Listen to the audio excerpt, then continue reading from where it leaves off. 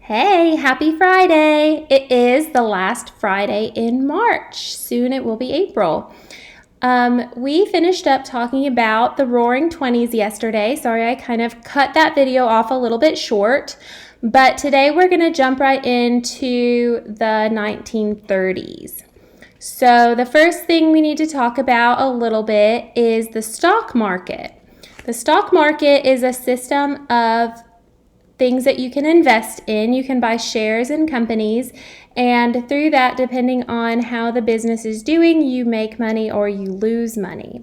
So one of the major institution for buying and selling of these is the New York Stock Exchange.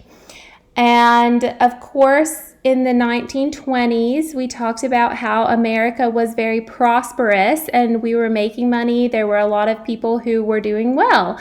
And of course, we had a lot of people who were also not doing well. But life was pretty good. And Herbert Hoover was the president at this time. We're talking about 1929 now, the very last year of the decade. And President Hoover says, "I have no fears for the future of our country. It is bright with hope." At the New York Stock Exchange, the nation's major institution for the systematic buying and selling of securities like stocks, bonds, and other investments, the value of stocks kept going up and up. Americans appeared to be more prosperous than ever before. But much of that was an illusion. As the stock market overheated because so many people were buying, President Hoover expressed concerns about it. On Monday, September 3rd, 1929, the Dow Jones Industrial Average, a leading measure of stock market strength, reached a record high. 2 days later, Roger Babson, a leading stock market analyst, warned that sooner or later there was going to be a crash. Factories will shut down and men will be thrown out of work. When word of Babson's forecast reached the New York Stock Exchange, security traders panicked. They started selling whatever stocks and bonds they could to get out of the market while the prices were still high.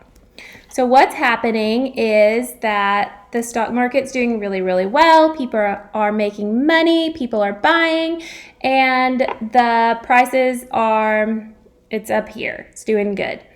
And one of the analysts says, I foresee this crashing and going down and people losing money.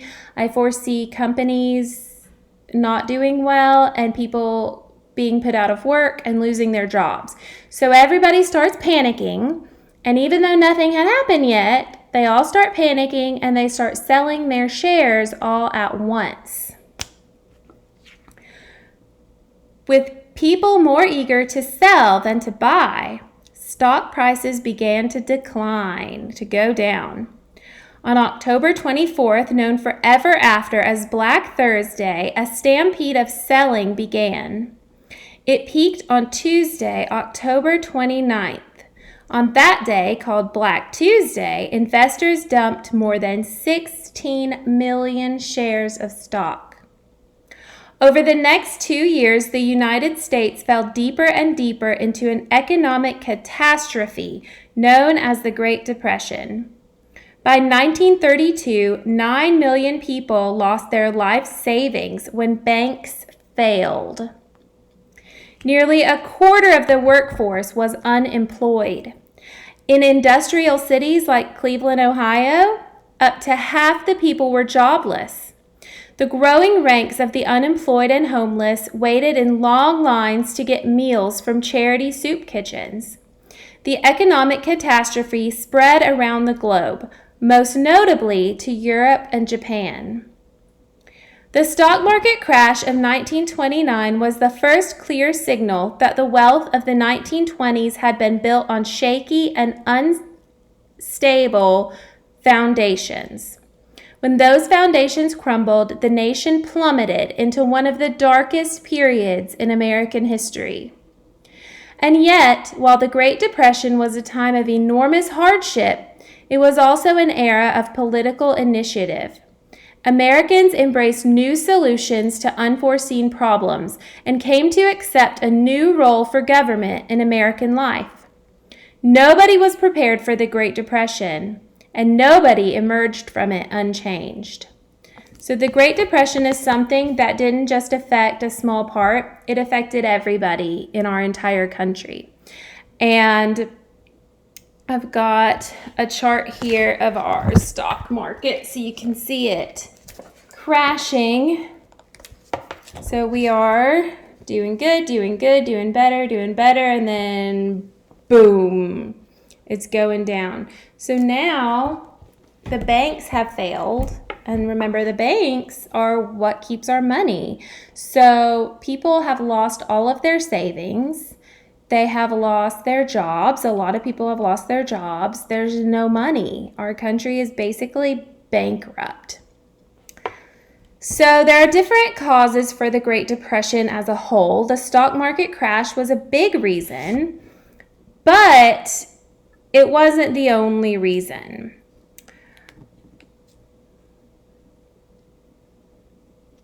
And historians continue to debate the details, but they generally agree on these main reasons. So we have the stock market crash of 1929. Crisis in the farm sector. Even in the era of flappers, Fords, and F. Scott Fitzgerald, life in much of rural America remained stuck in an earlier time. As late as 1930, 45 million rural Americans had no indoor plumbing. Few had electricity. They lived in a world of oil lamps, outhouses, and wood stoves. Despite the generally rising prosperity in the 20s, most rural Americans lived lives of grinding hardships. Many of the poorest Americans lived on farms, where almost none of the prosperity of the 1920s reached them. When World War I began, American farmers had jumped at the chance to produce more and sell crops to European countries that had necessarily shifted their efforts from growing crops to fighting battles. After peace came in 1918, Europe was once again able to feed itself, and American farmers were left with large surpluses. With too much food available, prices plummeted. Corn, for instance, dropped from $1.50 to 52 cents a bushel. Individual farmers sought to make up for lost income by increasing their output, but this only made matters worse, further increasing the crop surplus and thus pushing prices even lower. At the same time, farmers faced their own credit crisis. Most farmers had to borrow money to buy seed, fertilizer, and supplies each year. As crop prices dropped, farmers were unable to repay their loans and fell further into debt. Thus, the farm sector was already in a state of deep economic crisis, a decade before the rest of the nation fell into the Great Depression. So we have the group of rural Americans, the farmers, who are already basically in their own depression before the stock market crashed. Another reason is falling purchasing power and rising unemployment. In 1929, even though the American economy was richer than ever before, most of the wealth was concentrated at the top. There was a huge economic gap between the wealthy few and the working class many. Just 5% of Americans held more than 30% of all personal income in the country, while at least 40% of families lived in poverty and had trouble affording food and shelter. This economic inequality helped bring about a decline in purchasing power. With so little of the nation's wealth in their pockets, working class and farm families could only afford to buy so much. During the 1920s, many middle-class families had used credit to purchase washing machines, automobiles, and other durable goods they could not otherwise afford.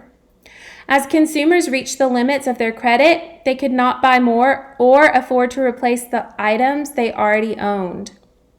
By 1927, purchases of appliances and other durable goods declined, which put manufacturers in a bind.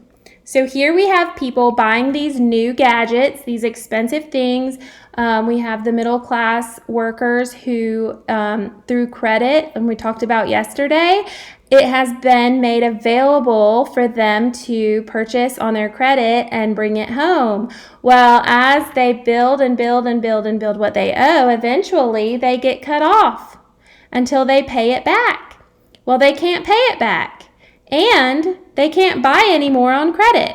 So now we've got the factories and things making, and all of a sudden, people can't buy it anymore because they've maxed out their credit.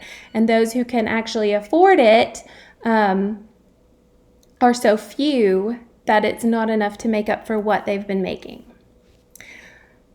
The decline in purchasing power severely affected the automotive sector. As demand for new cars plunged at the end of the decade, automobile companies slowed down production and many workers lost their jobs. So as people are not buying these products as much as they were, the companies, the factories don't need to make as much, and so they don't need as many employees, and they're having to fire people and let people go.